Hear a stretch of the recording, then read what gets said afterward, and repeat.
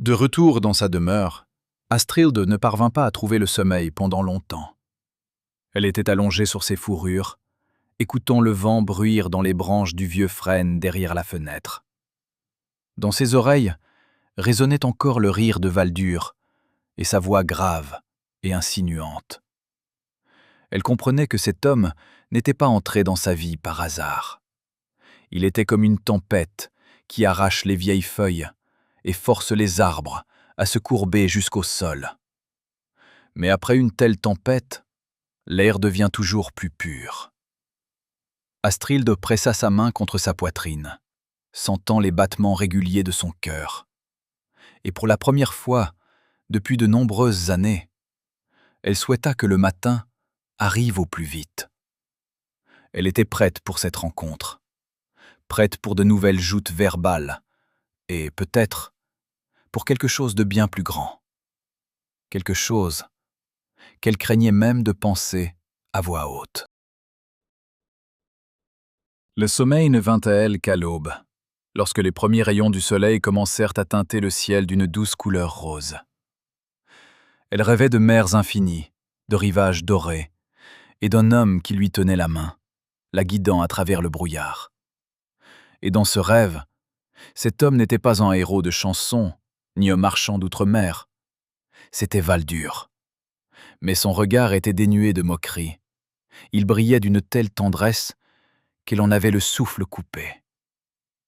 Astrid sourit dans son sommeil, serrant plus fort le bord de sa couverture, et les clés à sa ceinture, posées à côté d'elle sur le banc, tintèrent doucement, comme pour approuver ses rêves. Holmgard s'éveillait, et le nouveau jour frappait déjà aux portes, promettant d'être le début d'une grande histoire d'amour, née de l'étincelle d'un seul mot acéré. Le matin dans la demeure d'Astrid ne commença pas par les doux rayons du soleil, mais par un froid vivifiant qui s'infiltrait sous la peau même à travers les chaussettes de laine.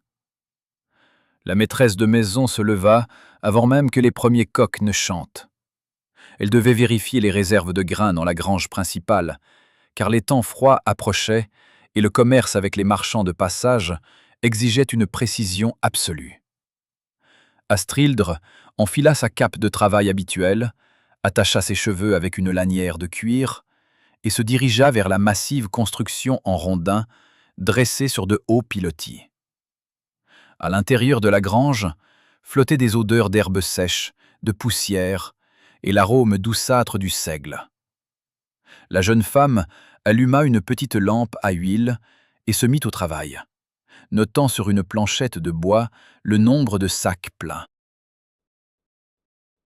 Elle était si absorbée par ses calculs qu'elle n'entendit pas tout de suite le martèlement étouffé des sabots et le crissement de la neige sous de lourdes bottes. Soudain, une vive lumière provenant des portes grandes ouvertes inonda tout l'espace de la grange, forçant Astrid à plisser les yeux. Sur le seuil se tenait une haute silhouette dont les larges épaules obstruaient presque entièrement l'embrasure de la porte. Valdur paraissait dans cette lumière matinale encore plus majestueux que la veille au festin. Il portait une chemise brune simple, mais de bonne facture, un gilet de fourrure et de hautes bottes maculées de boue. Il n'avait pas mis sa cotte de mailles dorée, ayant apparemment décidé de suivre le conseil d'Astrid et de s'habiller plus modestement.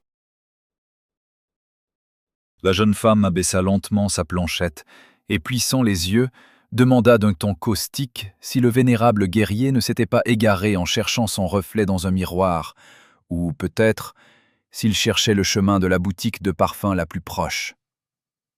Valdur ne s'offusqua pas de sa pique, mais se contenta de sourire largement, découvrant des dents blanches et régulières.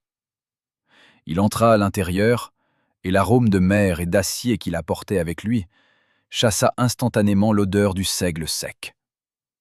L'homme regarda autour de lui, évaluant l'ordre et la propreté de l'entrepôt. Il avoua qu'il s'attendait à la trouver à broder ou au rouet, comme il sied à une noble demoiselle, mais la découvrir ici, parmi les sacs et la poussière, était pour lui une totale surprise. Valdur remarqua qu'Astrilde s'acquittait remarquablement bien d'un travail d'homme, et dans sa voix résonna une admiration sincère, qui ne cherchait même pas à dissimuler. Astrilder se contenta de renifler en réponse, rajustant une mèche échappée. Elle rétorqua que le travail n'avait pas de sexe, si l'on avait une tête sur les épaules, et pas seulement un beau casque pour orner les festins. La conversation s'engagea d'elle-même. Valdur commença à raconter comment, au sud, on conservait le grain dans d'immenses caves de pierre, et Astrilder lui expliqua en retour les subtilités du séchage du poisson au vent du nord. À sa surprise, il ne l'interrompait pas, mais l'écoutait avec une telle attention, comme si elle lui révélait d'anciennes runes. À un moment, Valdur s'approcha pour l'aider à déplacer un lourd sac.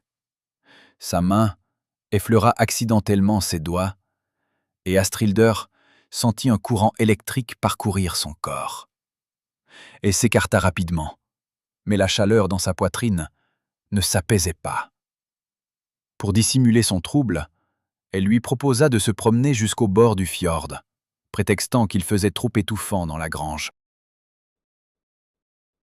Ils sortirent de la demeure et se dirigèrent vers l'eau. La neige crissait agréablement sous leurs pas, et l'air était si pur qu'il semblait être du cristal transparent.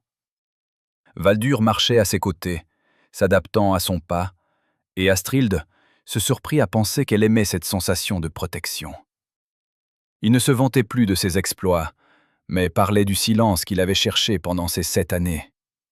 Valdur avoua qu'en terre étrangère, ce n'étaient pas les trésors qui le réchauffaient, mais les souvenirs des rudes falaises de Holmgardr. Astrilde l'écoutait, et son cœur se dégelait lentement. Elle découvrit soudain que cet homme connaissait les lois du Ting aussi bien que son défunt père, et était capable de composer un visure qui piquait plus qu'une flèche, mais pouvait aussi réchauffer comme un bon foyer.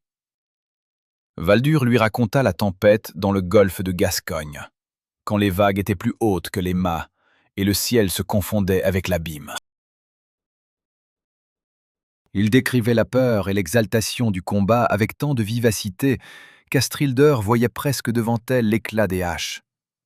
Pourtant, lorsqu'il se tut, elle se contenta de rire en le regardant de ses yeux clairs.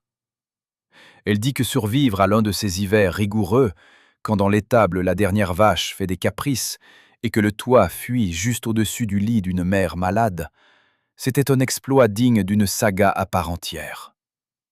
Elle ajouta que les guerriers étaient habitués aux brefs éclats de courage, tandis que les femmes accomplissaient leur exploit silencieux chaque jour que Dieu fait, simplement en préservant la vie dans ce monde glacé. Valdur s'arrêta et la regarda longuement, comme s'il la voyait pour la première fois. Dans son regard, il n'y avait plus de moquerie, seulement un respect profond, presque révérencieux. Il avoua qu'en toutes ces années d'errance, il n'avait jamais rencontré de femme dont l'esprit fût aussi aiguisé que son regard. Astrilda sentit que ses défenses s'effondraient. Ses paroles n'étaient pas flatteuses, et sonnaient simplement et honnêtement, comme le coup d'un marteau sur l'enclume. Elle répondit que l'esprit était la seule chose qu'on ne pouvait arracher à un être humain, même si on lui prenait toutes ses terres et tout son or. À cet instant, naquit entre eux une attraction invisible, plus forte que n'importe quel serment sur le sang. Peu à peu, leurs joutes verbales devinrent moins acerbes et plus chaleureuses.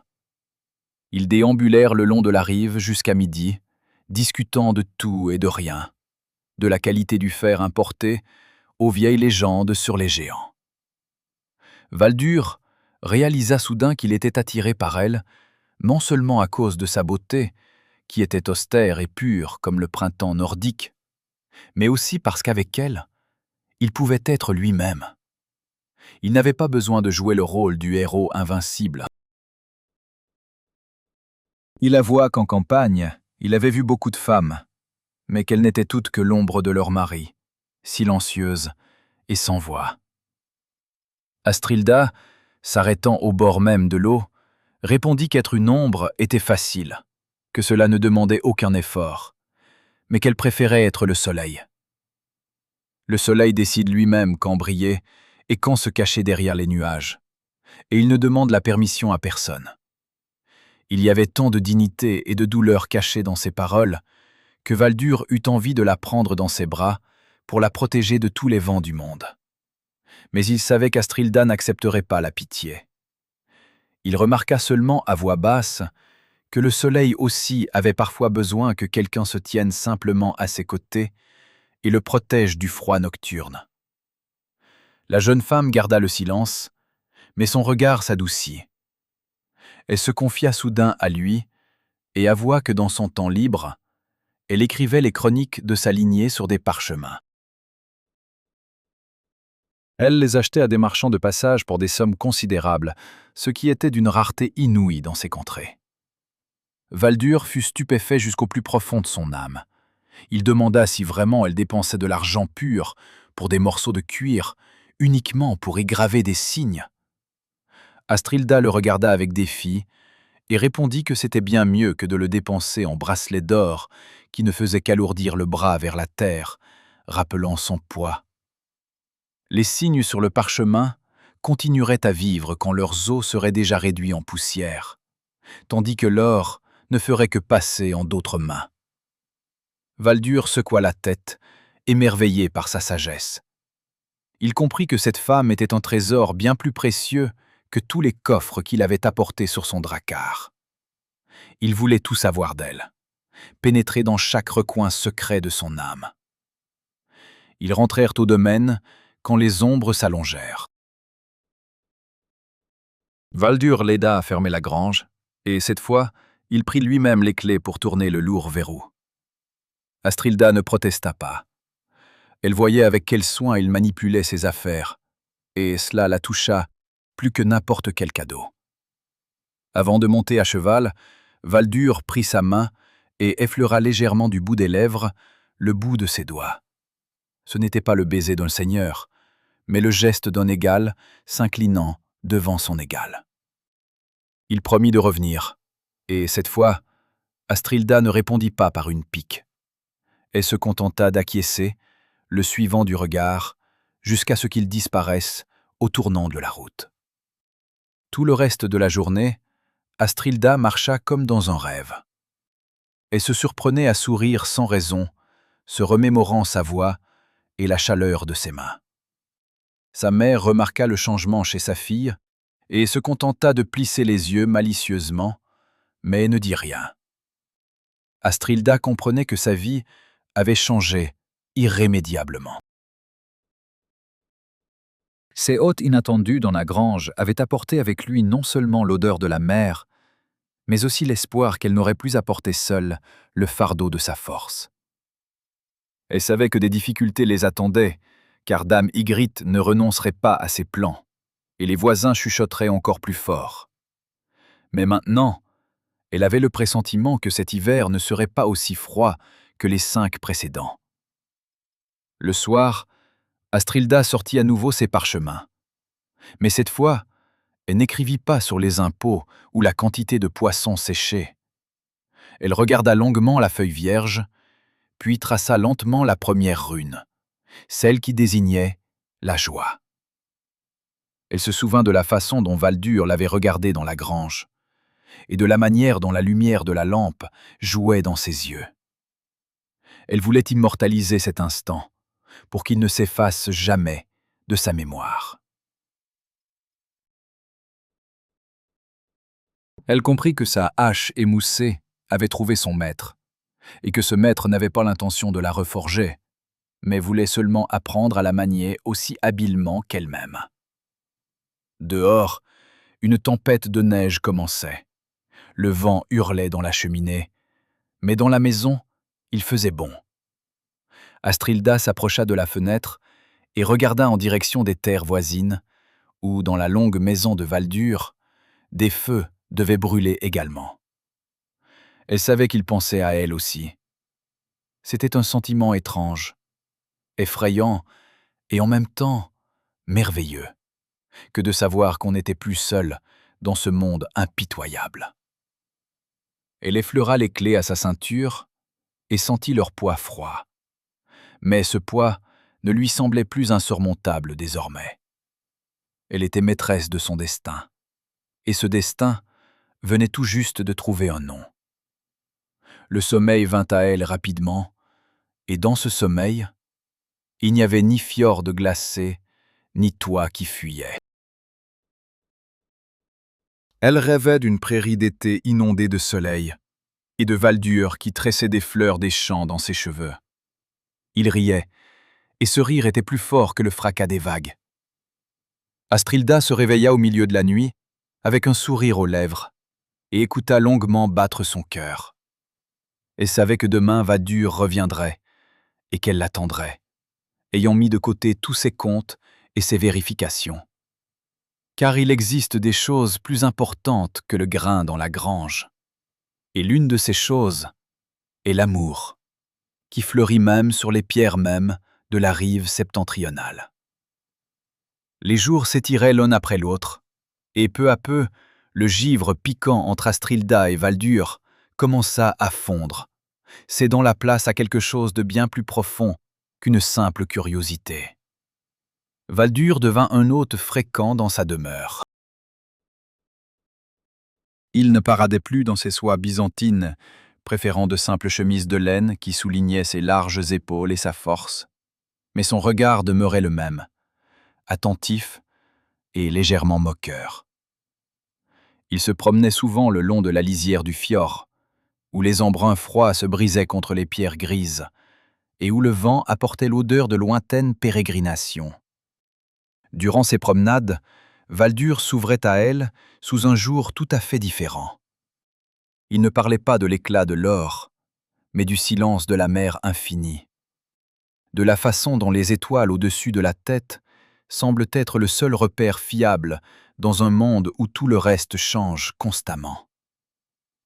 Astrilda l'écoutait en retenant son souffle, bien qu'elle s'efforçât de ne pas montrer son ravissement. Elle saisissait chacune de ses paroles, remarquant comment l'expression de son visage changeait lorsqu'il parlait de son foyer. Un de ces soirs, alors que le soleil commençait déjà à décliner vers l'horizon, teintant le ciel de nuances délicates de rose et d'or, Valdur se tut soudain et contempla longuement la lumière déclinante. Il avoua que dans ses longues expéditions, il avait vu des centaines de femmes, belles, nobles, parées de joyaux. Mais toutes lui semblaient n'être que de pâles ombres de leur mari ou de leur père. Elles se taisaient quand les hommes parlaient, et n'avaient ni leur propre voix, ni leur propre opinion, disparaissant dans les rayons de la gloire d'autrui.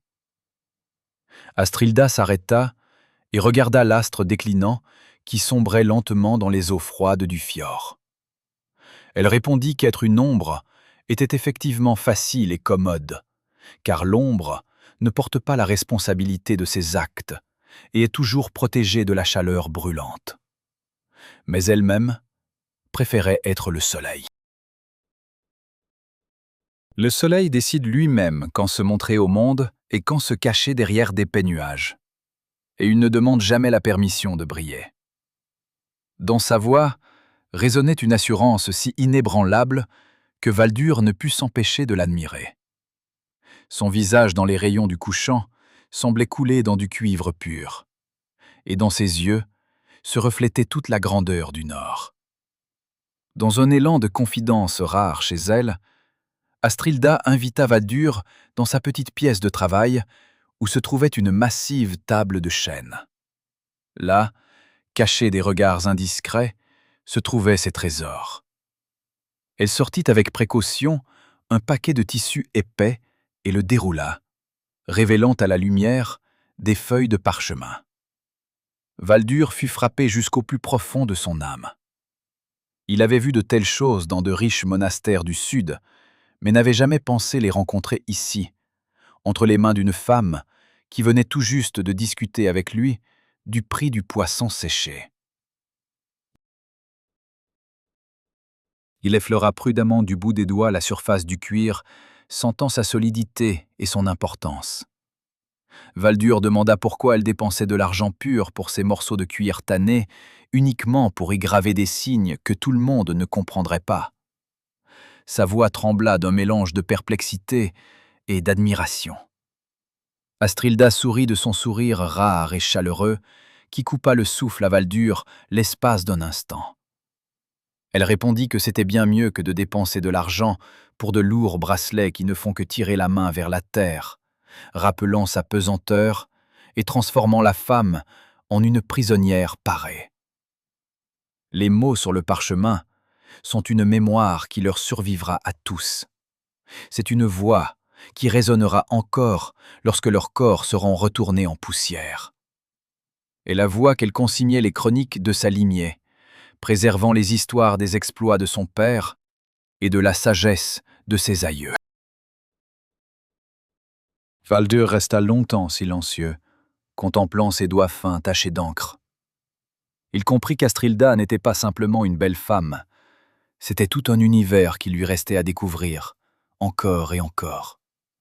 Son ancienne fierté et son désir de la conquérir par la force s'étaient définitivement évaporés. Maintenant, il ne ressentait qu'une seule chose, un désir irrépressible d'être digne de son attention. Il voulait qu'elle inscrive aussi son nom dans ses chroniques, mais non comme un conquérant, mais comme un homme qui avait su comprendre son âme.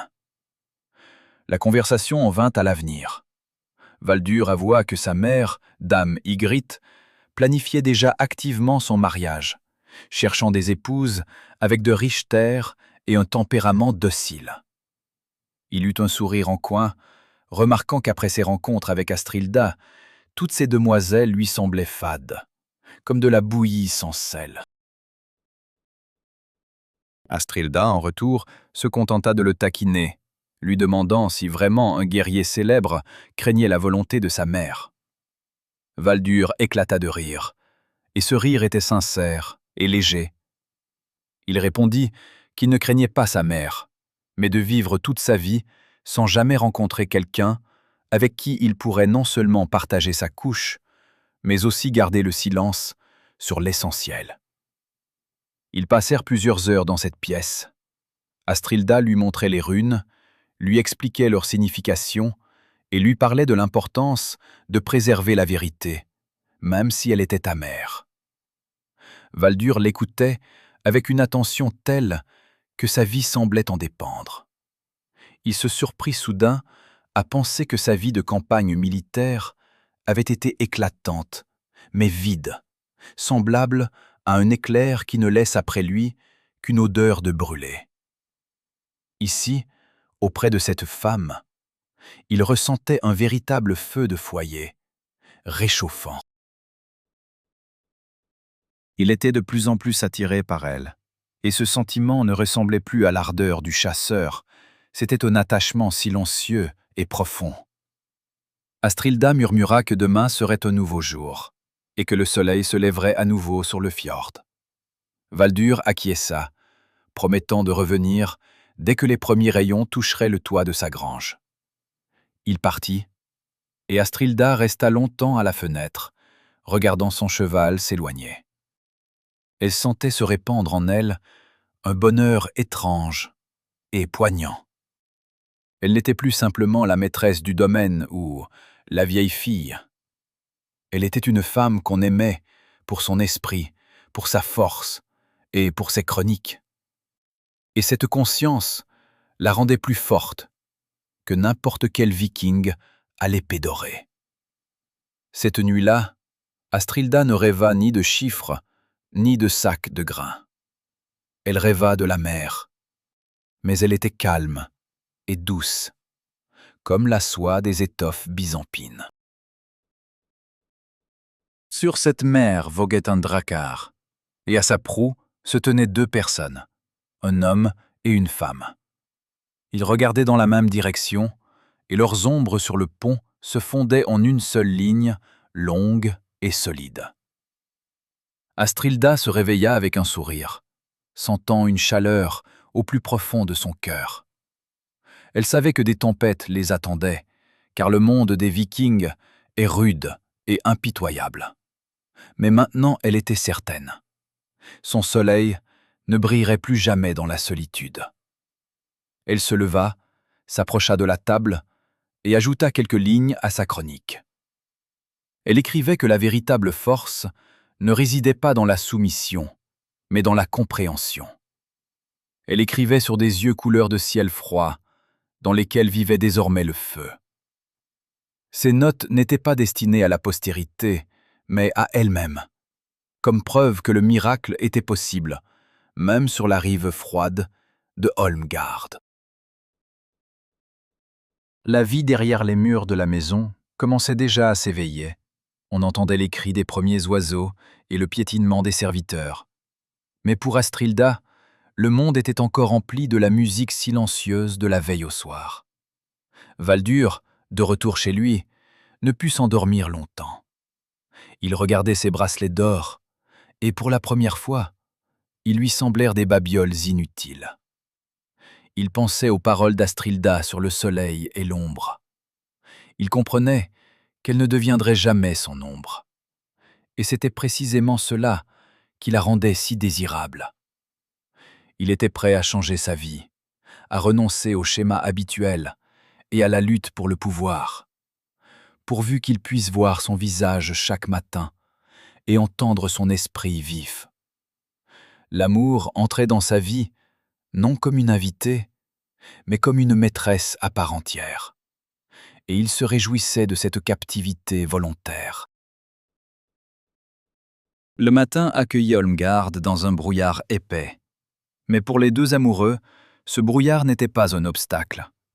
Ils savaient que derrière lui se cachait la lumière qu'ils avaient trouvée l'un dans l'autre. Astrilda sortit sur le perron, s'enveloppant dans son manteau, et regarda la route. Elle savait qu'elle entendrait bientôt le bruit familier des sabots. Son cœur battait au rythme de la nature qui s'éveillait, et chaque seconde d'attente lui semblait emplie d'un sens particulier.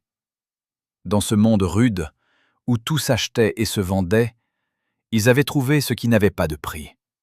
Un sentiment sincère qui ne craignait ni le temps, ni le froid. L'air dans le domaine d'Astrilda ce jour-là semblait électrisé, bien qu'il n'y eût pas un nuage dans le ciel. La maîtresse de maison ressentait depuis le matin une étrange lourdeur dans la poitrine, que ne pouvaient dissiper même les occupations habituelles.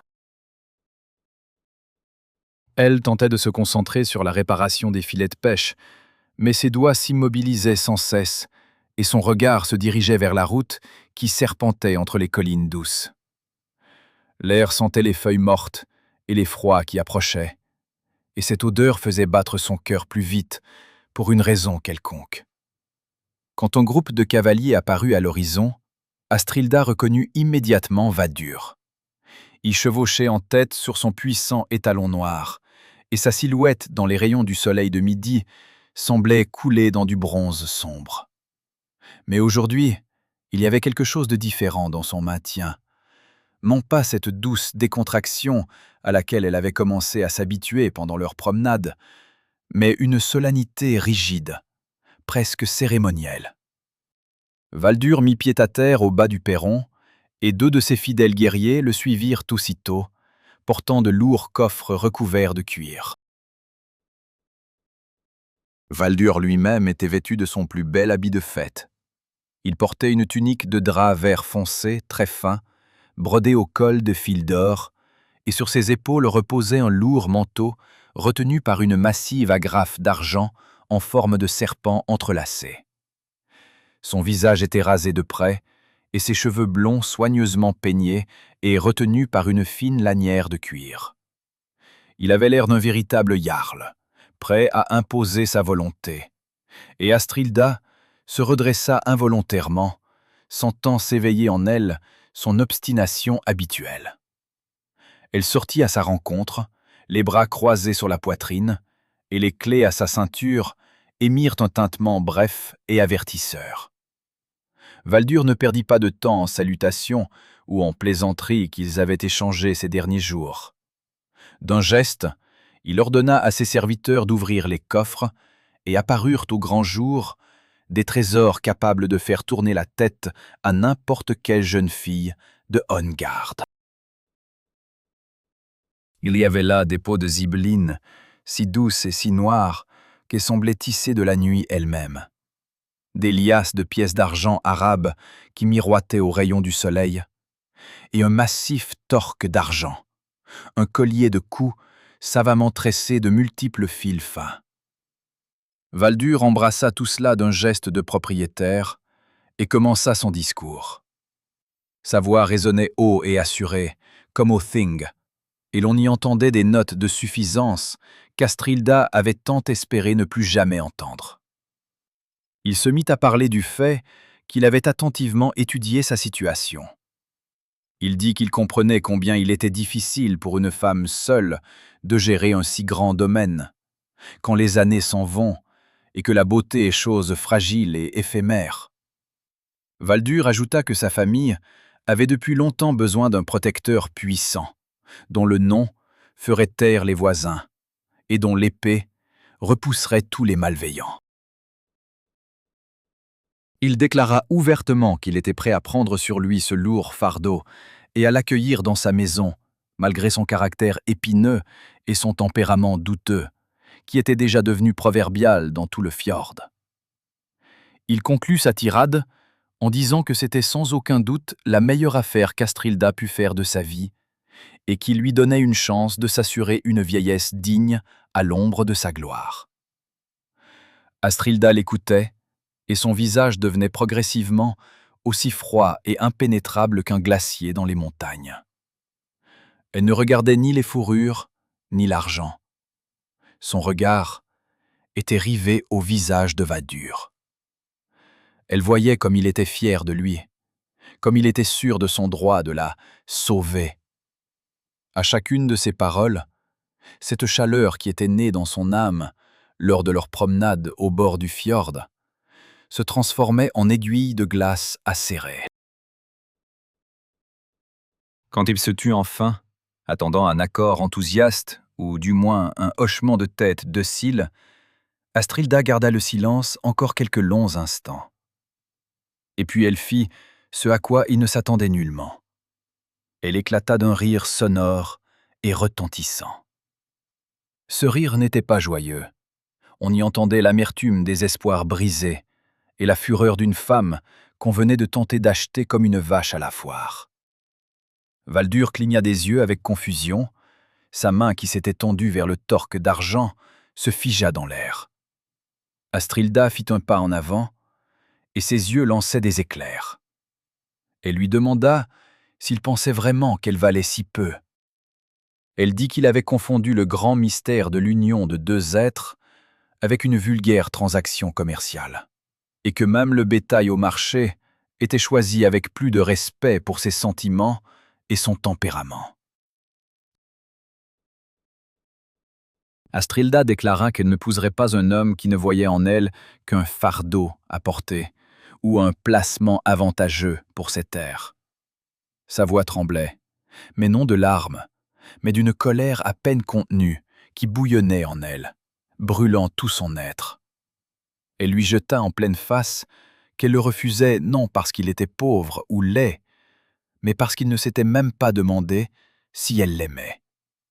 Il était tombé amoureux de ses granges, de ses chroniques et de ses terres qui auraient pu étendre ses domaines, mais Astrilda elle-même, il ne l'avait jamais vue. Elle dit qu'elle préférait rester vieille fille à son foyer plutôt que devenir un objet précieux dans sa longue maison, qu'on exhiberait aux invités, mais dont l'opinion ne serait jamais entendue. Valdur se tenait devant elle, et son visage s'empourprait lentement de colère et de honte. Il avait l'habitude de vaincre, il avait l'habitude que le monde tourne autour de lui, et ce refus devant témoin fut pour lui comme un coup de hache dans le dos. Valdur tenta de répliquer quelque chose. Sa voix se brisa en un râle. Il commença à dire qu'elle commettait une énorme erreur, que personne d'autre ne lui offrirait de telles conditions, et que son orgueil lui jouerait un mauvais tour l'hiver prochain. Mais Astrilda se contenta de pointer la main vers le portail. Elle dit que son orgueil était la seule chose qui la réchauffait toutes ces années, et qu'elle n'avait pas l'intention de l'échanger contre des fourrures de zibeline. Elle lui demanda de reprendre son argent et ses hommes d'armes, car il n'y avait plus de place dans sa maison pour les marchands qui trafiquent des destins humains. Valdur, sans dire un mot de plus, fit brusquement volte-face, sauta sur son cheval et l'éperonna si fort que des mottes de terre volèrent dans tous les sens. Ses hommes refermèrent précipitamment les coffres et le suivirent, s'efforçant de ne pas regarder Astrilda. Quand le bruit des sabots se fut tu, Astrilda se tenait toujours sur le perron. Ses mains, croisées sur sa poitrine, commencèrent à trembler légèrement. Elle se sentait vidée, comme après une longue et épuisante bataille. Sa mère, qui avait observé toute la scène depuis la fenêtre, sortit doucement sur le perron et posa la main sur l'épaule de sa fille. Astrilda s'appuya contre elle, et quelques larmes roulèrent malgré tout sur ses joues. Elle savait que désormais, la vie deviendrait encore plus difficile. Les rumeurs de ce refus se répandraient dans le fjord plus vite que le vent, et les gens, qui déjà ne l'aimaient guère pour son indépendance, l'éviteraient encore davantage.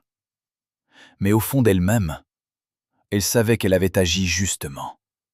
Elle ne pouvait trahir cette petite fille qui autrefois croyait au conte, ni cette femme qui avait appris à se valoriser plus que l'or.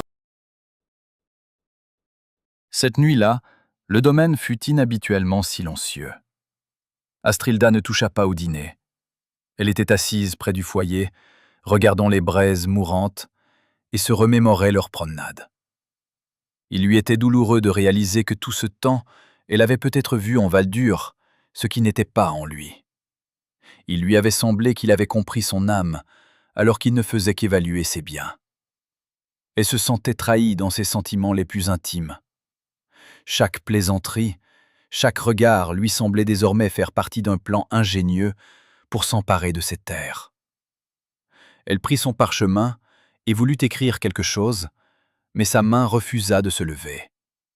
Les mots d'amour et de confiance lui paraissaient maintenant aussi faux que des pièces de monnaie usées par le temps.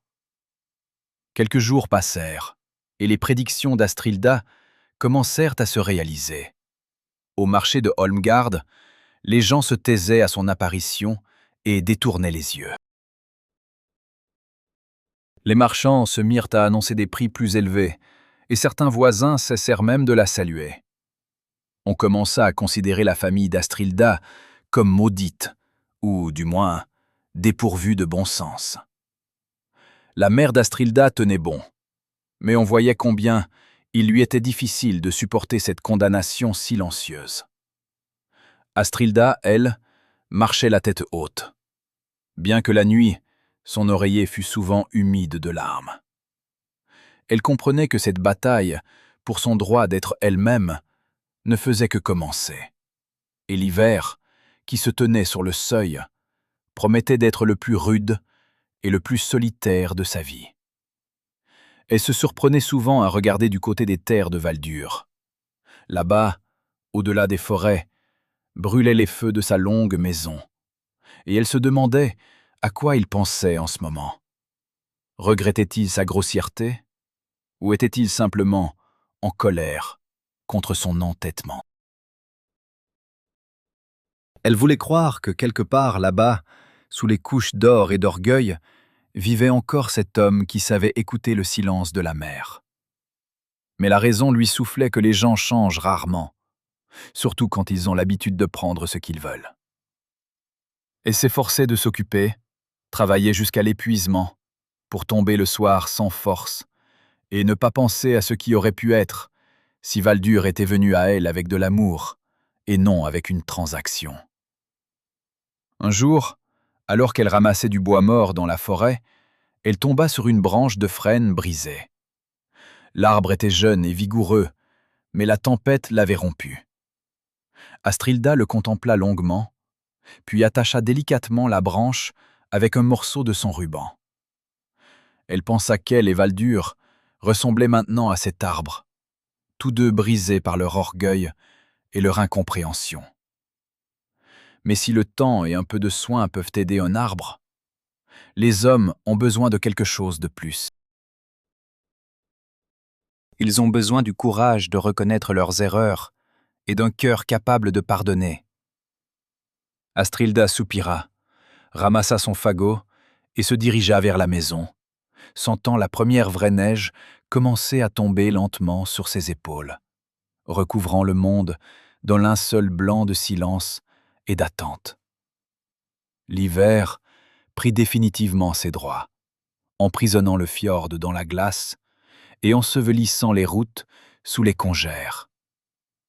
La ferme d'Astrilda sombra dans une torpeur somnolente. Mais à l'intérieur du cœur de la jeune fille se poursuivait une lutte invisible. Elle apprenait à vivre avec la conscience que son honnêteté lui avait coûté la paix. Mais chaque fois qu'elle touchait les clés à sa ceinture, elle sentait qu'elle n'aurait échangé ce sentiment de vérité intérieure contre aucun trésor au monde. Elle attendait l'hiver comme une épreuve, sans savoir que c'est précisément dans ces longues nuits froides que naissent les changements les plus véritables et les plus profonds dans les âmes humaines. Ceux qu'on ne peut acheter avec aucun argent. L'hiver, cette année-là, vint non comme une invitée, mais comme une maîtresse sévère, ignorant la pitié. Holmgard se noya dans d'interminables congères blanches, et le ciel au-dessus du fjord prit la couleur du plomb noirci. Dans la ferme d'Astrilda, la vie sembla se figer. Après ce refus retentissant, dont on jasait encore longtemps sur tous les bancs des environs, la jeune fille et sa mère malade furent entourées d'un mur de silence glacial. Les voisins, craignant la colère de dame Ygritte, ou ne comprenant simplement pas comment on pouvait rejeter le prétendant le plus enviable, évitaient leur maison. Astrilda devint une paria. Mais dans ses yeux, il n'y avait pas de regret, seulement une tristesse tranquille et concentrée. Elle fendait elle-même le bois jusqu'à ce que ses paumes se couvrent de cales sanglants, et portait elle-même les lourds seaux d'eau du trou dans la glace, emmitouflés dans un manteau usé. Chaque soir, quand la tempête hurlait dans le conduit de la cheminée, elle s'asseyait près du feu et prenait ses parchemins en main. Mais ses pensées s'envolaient invariablement vers celui qui avait si grossièrement et maladroitement tenté d'acheter son cœur. Pour Valdur, ce refus fut un coup qui bouleversa toute sa conception du monde. Il passa les premières semaines dans une rage folle, malmenant son cheval et s'emportant contre ses hommes d'armes. Sa mère, dame Ygritte, ne faisait qu'attiser le feu, répétant sans cesse que cette fille insensée ne valait pas un sou. Mais quand la première colère s'apaisa, un vide se forma dans l'âme du guerrier, que ne pouvaient combler ni les festins, ni l'or. Il commença à se surprendre à repasser constamment dans sa tête les paroles d'Astrilda sur l'amour et la transaction. Dans la solitude de sa longue maison, contemplant la poignée dorée de son épée, il réalisa soudain que toute sa vie passée n'avait été qu'un décor éclatant, derrière lequel il n'y avait rien de véritable. Il se sentait comme un élève qui avait échoué à la leçon la plus importante de sa vie, et son professeur était une femme qu'il avait considérée comme un fardeau. Valdur commença à passer du temps seul, ce qui était tout à fait inhabituel pour un noble nordique. Il s'en allait souvent dans la forêt, loin des yeux de sa mère et des serviteurs curieux. Un jour, il sortit ces mêmes chroniques sur parchemin qu'Astrilda lui avait donné à lire, encore dans ces jours lumineux de leur première promenade. Il resta longtemps assis, déchiffrant les signes à la faible lueur d'une lampe à huile. En lisant les lignes sur l'honneur, sur les rois anciens et sur la sagesse tranquille de ceux qui cultivent la terre, il commença à voir le monde avec ses yeux à elle. Sa vie, faite de courses à la gloire et d'accumulation de richesses, lui parut dénuée de véritable sens. Il comprit qu'Astrilda était la seule personne qui ne regardait pas sa cotte de mailles, mais lui-même, voyant en lui un homme avec toutes ses faiblesses et ses peurs enfouies. Astrilda, dans son domaine, luttait elle aussi contre le froid et la solitude. La pénurie de bois se faisait sentir, et elle devait économiser chaque copeau. Mais même dans ces moments-là, elle ne perdait pas son sang-froid. Quand sa mère, toussant sous un amas de couvertures, lui demandait si elle regrettait sa décision, Astrilda se contentait de lui serrer la main plus fort. Elle plaisantait, en disant que le froid était le meilleur moyen de préserver la jeunesse de la peau, et que dans le silence, on entendait mieux les pensées des dieux. Mais la nuit, quand la maison se refroidissait, elle pressait contre sa poitrine cette vieille broche de cuivre que Valdur lui avait offerte bien des années auparavant, et murmurait son nom sans bruit. Elle lui en voulait de sa suffisance, mais son cœur la trahissait en languissant de cette chaleur qui émanait de lui quand il se tenait simplement à ses côtés sur la rive du fjord. Valdur, pendant ce temps, accomplissait son pèlerinage intérieur. Il avait commencé à aider les simples bondes de son domaine, ne dédaignant pas les travaux les plus ingrats. Il réparait les clôtures, déblayait la neige et écoutait les récits des anciens sur ce qui fait la vraie grandeur d'un homme. Ces guerriers s'étonnaient de voir leur chef troquer les exercices de combat contre une hache de charpentier. Mais Valdur semblait réapprendre à vivre. Il prit conscience que le courage d'un viking ne consistait pas seulement à ne pas fléchir au combat, mais aussi à trouver en soi la force de reconnaître sa propre cécité. Il commençait à comprendre que l'amour n'était pas la prise d'une forteresse, mais l'abandon volontaire des armes devant celui qui vous est cher. Un soir, alors que la tempête s'apaisait en instant, Valdur prit son manteau le plus simple et un sac de viande séchée et de bois. Il ne dit pas un mot à sa mère, sachant qu'elle pousserait les hauts cris. Il se rendit à pied au domaine d'Astrilda, s'enfonçant dans la neige jusqu'à la taille. Il ne voulait pas monter à cheval. Il voulait sentir le poids de ce chemin, comme si c'était une expiation pour son orgueil. En approchant de sa maison, il vit qu'un mince filet de fumée s'échappait de la cheminée. Son cœur se serra de douleur et de culpabilité. Il laissa le sac sur le seuil et frappa, mais sans attendre de réponse, il se retira dans l'ombre des arbres pour qu'elle ne le voie pas tout de suite. Il voulait s'assurer qu'elle allait bien, mais n'osait pas encore se montrer à elle sous son nouveau visage. Astrilda, découvrant le présent sous sa porte, resta longtemps debout à contempler les traces fraîches dans la neige. Elle savait à qui appartenaient ces traces. Ses pas larges et assurés ne pouvaient être confondus avec aucun autre. Cette nuit-là, il fit vraiment chaud dans sa maison, pour la première fois depuis longtemps. Elle mangea la viande et pleura, comprenant que Valdur avait changé. Ce n'était pas un marché, c'était une attention silencieuse, qui n'exigeait rien en retour. Elle comprit que son élève commençait à assimiler les leçons, et sentait sa colère se consumer lentement dans le feu de l'âtre, ne laissant après elle qu'une tendresse pure et transparente. Elle comprit que l'exil était devenu pour eux deux une purification, qui avait fait tomber tout le superflu et l'artificiel. Plusieurs semaines passèrent encore. Les gelées de février mordaient les joues, mais le soleil apparaissait de plus en plus souvent derrière les nuages, annonçant le printemps prochain. Valdur continuait à apporter secrètement des provisions, mais maintenant, il laissait aussi de petits messages griffonnés sur des copeaux.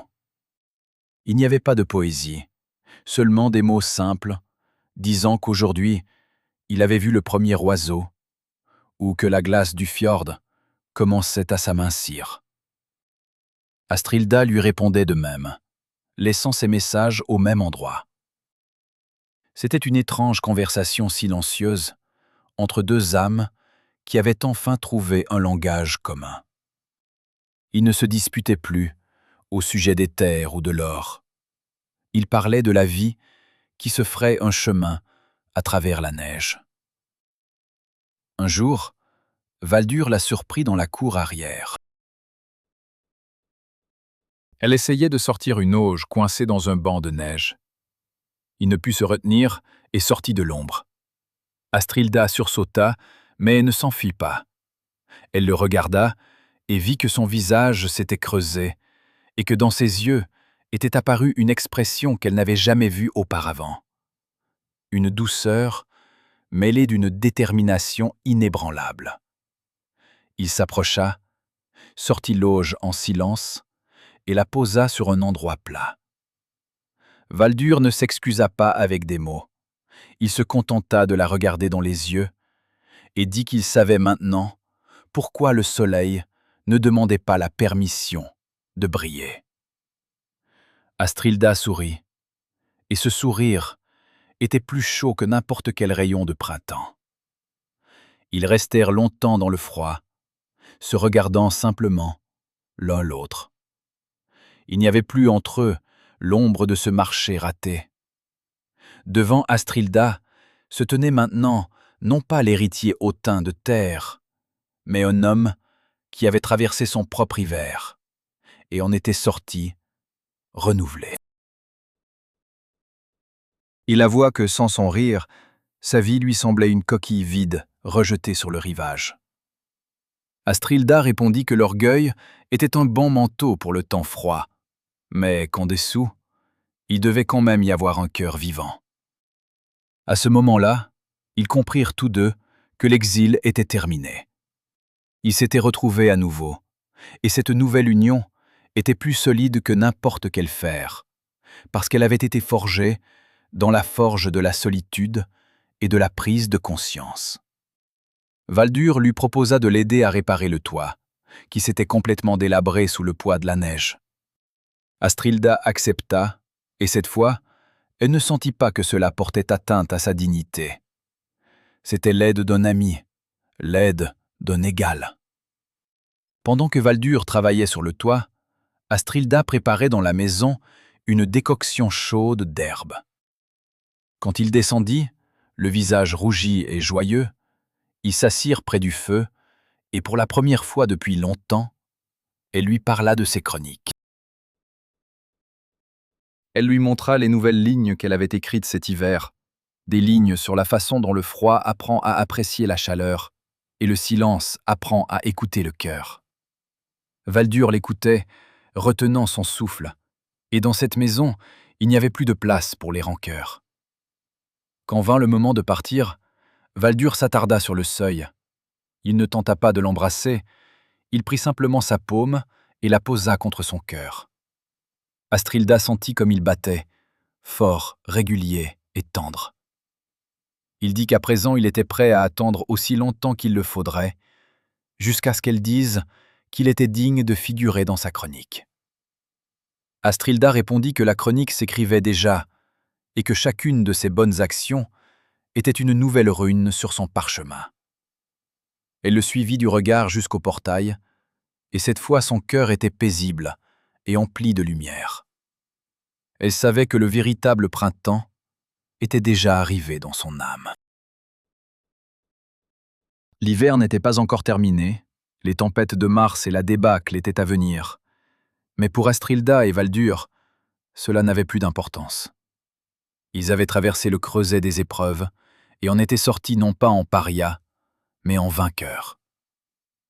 Astrilda retourna auprès de sa mère malade, qui, voyant le visage rayonnant de sa fille, comprit que tout cela n'avait pas été vain.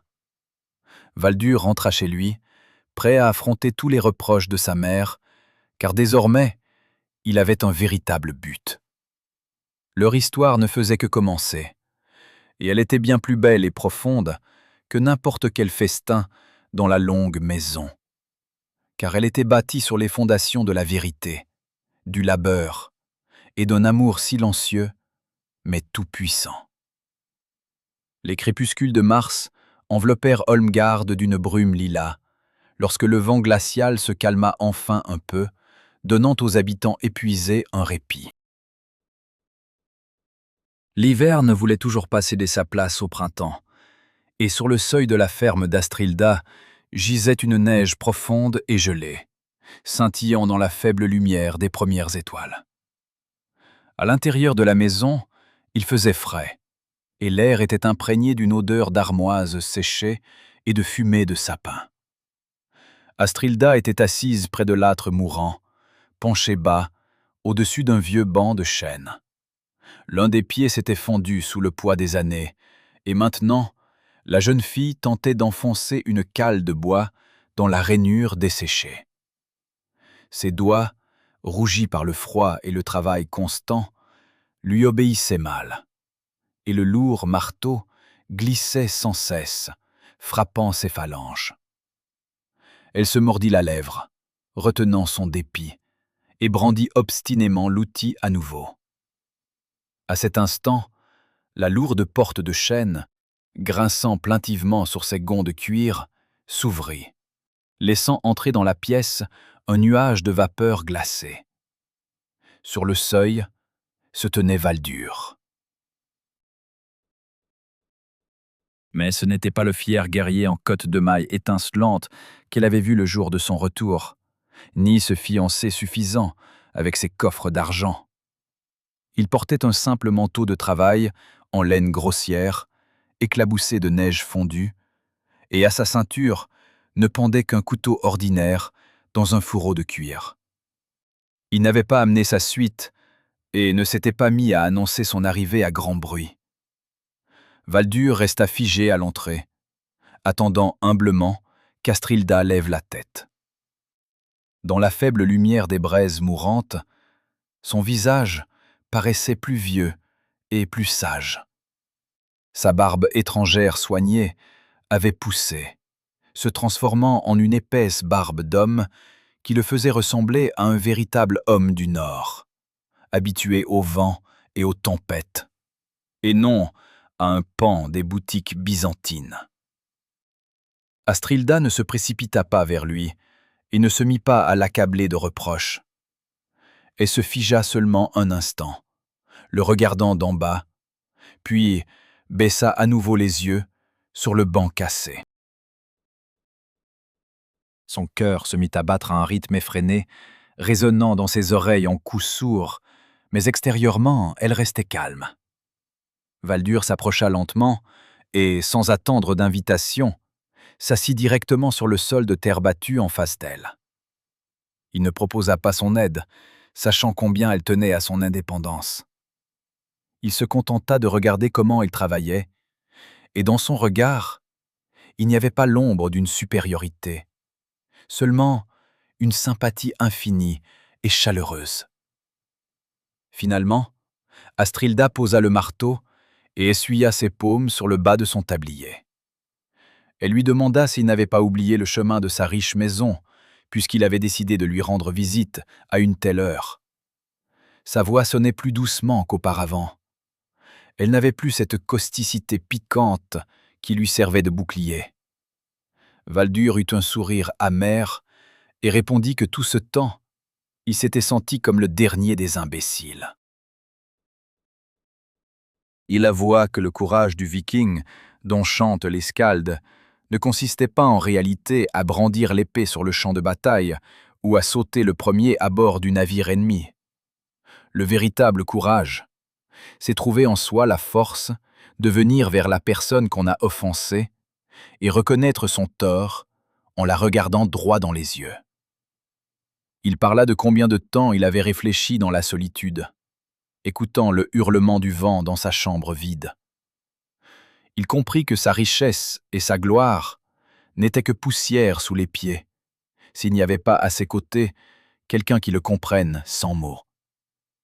Valdur admit honnêtement que sa demande en mariage avait été une erreur, née de l'orgueil et d'une fausse conception selon laquelle tout en ce monde pouvait s'acheter avec de l'argent. Il demanda à Astrilda de lui apprendre à regarder le monde avec ses yeux à elle, à voir non seulement le profit et les terres, mais aussi la beauté dans chaque goutte de rosée ou ligne sur le parchemin. Ces mots, prononcés d'une voix basse et fêlés par l'émotion, agirent sur Astrilda plus fortement que n'importe quelle déclaration d'amour.